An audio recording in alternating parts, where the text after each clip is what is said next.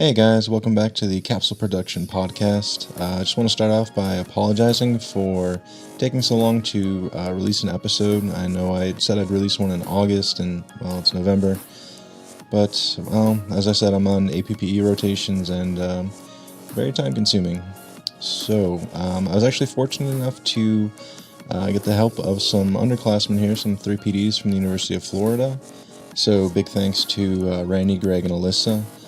So this episode is actually, it's about flu shots and vaccinations. So someone was kind of focusing on Operation Immunization, which they'll get into a little bit in the episode.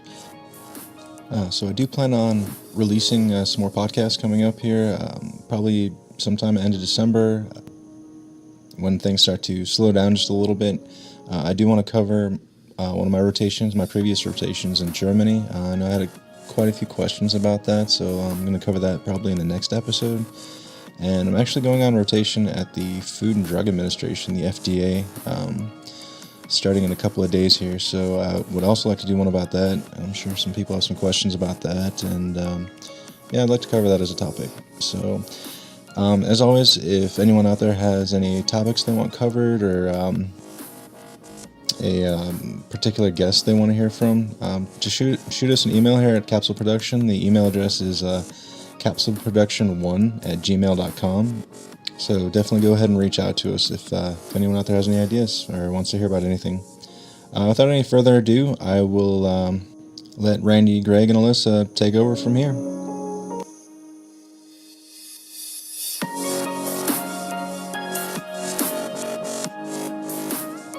Hello out there. Welcome to this edition of the Capsule Podcast. If I don't sound like Brandon, I'm not. My name is Randy. Along with me, I have my colleagues, Mr. Greg Celestin, and the Operation Immunization Chair here at the Orlando campus of the University of Florida College of Pharmacy, Ms. Alyssa Madison. And what we're going to do today is kind of tell you a little bit about the flu vaccine, a little bit about the flu, and hopefully it'll just give you more information about it and spread the awareness that we're trying to achieve. It is that time of year. It's not Christmas, but it is the flu season. Important nonetheless. Thank you for that beautiful introduction, Randy. My name is Greg. I will be his co-host today. We are both 3 PDs here at the University of Florida College of Pharmacy. As 3 PDs, we're going on rotations, so this is some valuable information on flu vaccines, flu shots, symptoms, and kind of ways that we're going to need, information that we're going to need to adequately treat our patients when we do get into practice.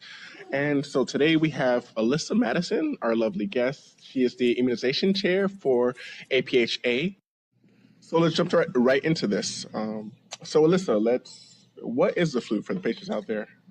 So hi everyone, I'm Alyssa. Like Greg and Randy said, I'm one of the chairs for Operation Immunization here at the Orlando campus.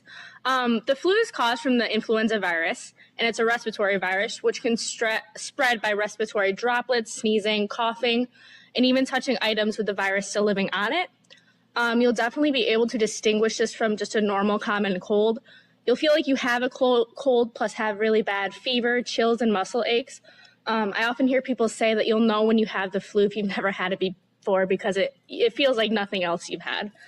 The influenza is a unique virus because it can actually mutate and change from season to season. We'll go into that more with the separate questions later, but this is why healthcare providers push for everyone to get the flu shot every year, because the flu is different from year to year. It's great that we have that much information and that we can go on from there.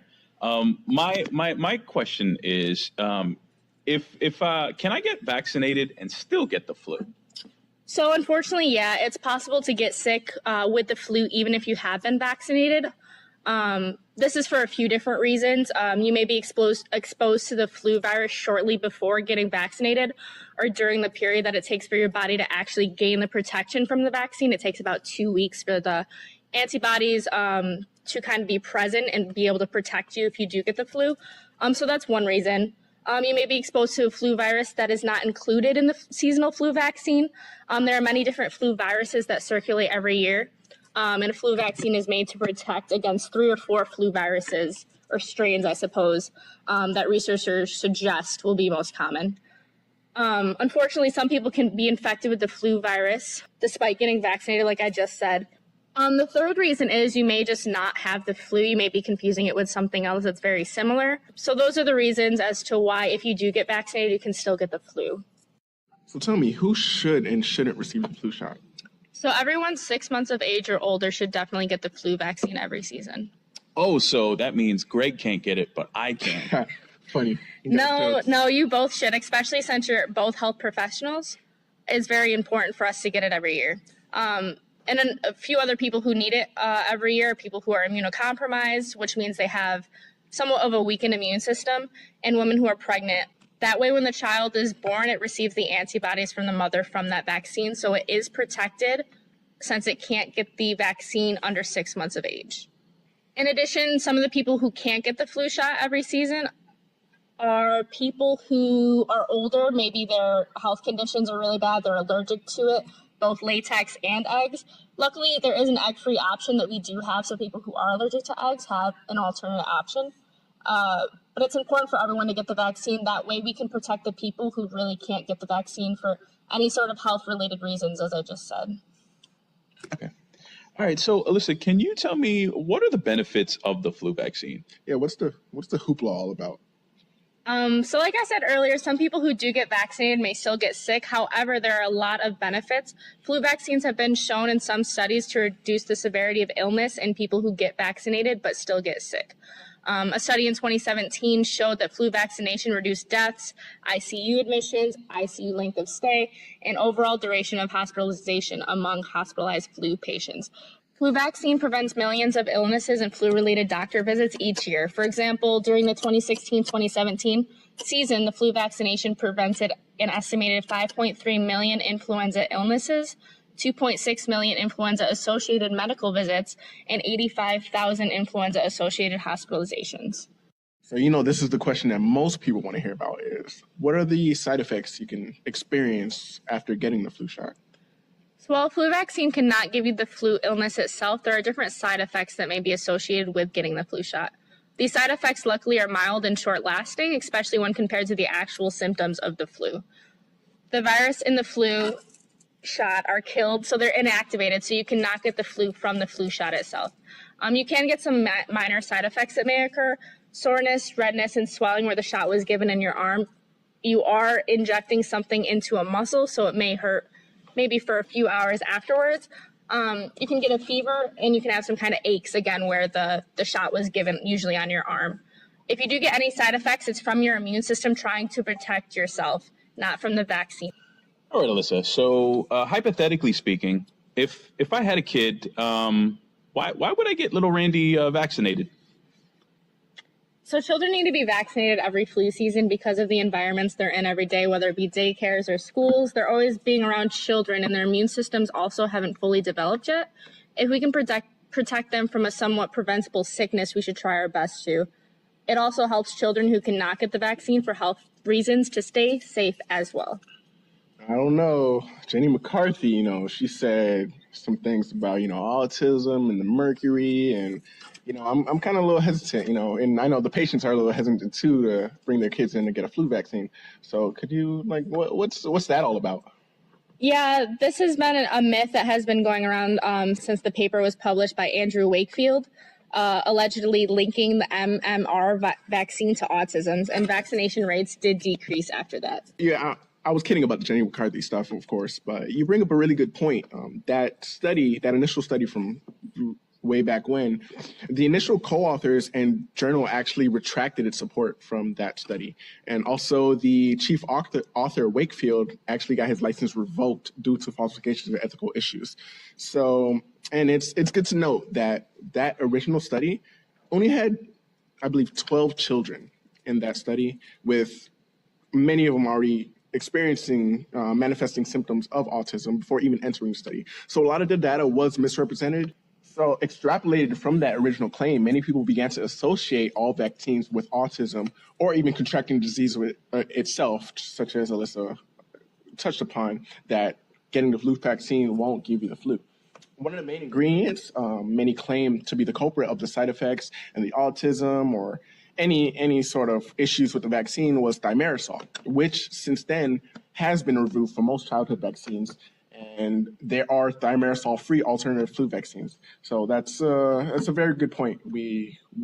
I think we need to bring up, and the general public needs to be aware that vaccines have been proven to be safe. I think that will quell some of the worries that I think the general public had. I think you both brought up some good points there on the side effects and some of the debunking of the myths. That definitely ensures me, I'm definitely going to get it. Exactly, because one of the biggest things that's hindering, the flu shot or people from getting the flu shot, people from getting vaccines is just, this misinformation. All right, Alyssa. So, excuse me. How do I know if I have the flu? That was Randy's sad attempt to act like he was sick for the audience to know. Yeah, it was okay. But as I said earlier, it's often said that you will know when you have the flu. You have these really bad chills. Your muscles ache really, really bad. You almost can't even get up. And you'll probably have a pretty high fever as well. And sneezing. If you do want to know further, though, if you have the flu, you can go to the doctor's office and get tested. So in a perfect world, everyone gets vaccinated. Vaccination is 100% effective, but we know that's not the case. So what do we do to protect ourselves against the flu if we do contract the disease? I would definitely say wash your hands, stay clean, try and eat a little bit healthier, get those veggies in, try and exercise. If you do all those things, it can definitely help boost your immune system. And what about if I get sick? So what we can do after that is try and treat the symptoms. Over-the-counter products are great for fever and congestion. Fluids are great to rest and try to stay at home if possible. That way you can rest and get better as soon as possible. So as a future healthcare professional, what are some of the barriers that you've seen that's hindered people from getting the flu vaccine? There's about 4 big ones. The myths about the flu shot causing autism and other different illnesses, the vaccine itself causing the flu itself. Needles, people are really scared of needles and they kind of stray away from any kind of shot because of that. And people think that they are unable to get it because they may not have a primary care doctor or anything like that. So they don't really know where to get it either. Oh, that's a good point. So where can you get the flu vaccine? Yeah, access is always a huge issue. Mm-hmm. Right. And luckily, flu vaccines are offered in many different doctors' office, clinics, health departments. Pharmacies is usually the biggest one outside of inpatient, in a sense, care. You can just go to your Walgreens or CVS and get it there, and it takes maybe 10 to 15 minutes at most. You can also get it at college healthcare centers, as well as many employers also want you to get that as well, so you can get it through your job, and even in some schools. All right, so it comes to this time of year, maybe sometimes pharmacists, interns, and techs maybe dread it. It seems like healthcare pushes very hard for the flu shot, maybe even more than those Black Friday ads you might see on TV. So why does healthcare push so hard on the flu shot? Well, we really want to have a preventative care system instead of a reactive care system. It saves a lot of money and time for patients as well, considering the vaccines are usually covered by insurances. We really want everyone, especially our patients, to be safe, healthy, and happy. So it's Madison. We're kind of creeping up towards the best time of the year. It's Thanksgiving now. But is it too late to get the flu shot? No, that's a good question. So flu shot season starts in August and usually runs through the end of March, but we have seen the virus well into May, some seasons. So vaccination can still be beneficial as long as the influenza viruses are still circulating. The CDC recommends that providers begin to offer it in the fall, usually around September. But if you have not been vaccinated by Thanksgiving, or at least the end of November, it can still be protected to get vaccinated in December or even later. Influenza is unpredictable and seasons can vary, so seasonal influenza disease usually peaks in about January or February in most years. But like I said, the disease can occur as late as May. So thanks, Alyssa, for that information. That was some valuable information for us. If you need to, for our audience out there, I would just want to let you know that a lot of information that was provided to us for this episode was from the CDC, the FDA. So if you wanted a little bit more information, feel free to go to those websites, surf it, go take your time. There's a lot of useful information that you can use for yourself, for your family, for your friends. Yeah. Great. Yeah, thanks, Greg. I think patients out there will definitely benefit from this information. I just want to take this opportunity now to thank Ms. Alyssa Madison We appreciate your being on with us today. I want to thank my co-host Greg for helping me do this. Definitely want to shout out Brandon for allowing us to be a part of the podcast and allowing us to broadcast some pretty important information to increase awareness of the flu and the flu vaccine out there, and hopefully quell some reluctance of our audience out there. So once again, thank you very much. If you liked what you heard, please let us know. If you didn't like what you heard, let us know. We'll be more than happy to look at those. Also, hit the subscribe button on the Capsule Podcast. There'll be more of these coming along with invaluable information. And hopefully we'll be back, and we look forward to doing another one. Thank you guys so much.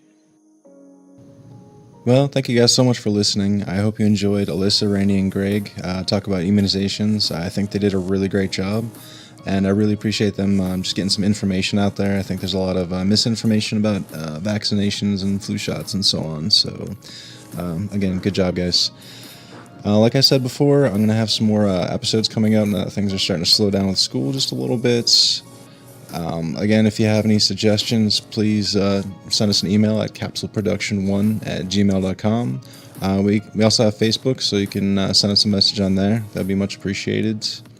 As always, I want to thank Sephiros for the song. The song is called Celestial, and you can find it on freestockmusic.com. And I will talk to you guys again soon. Bye.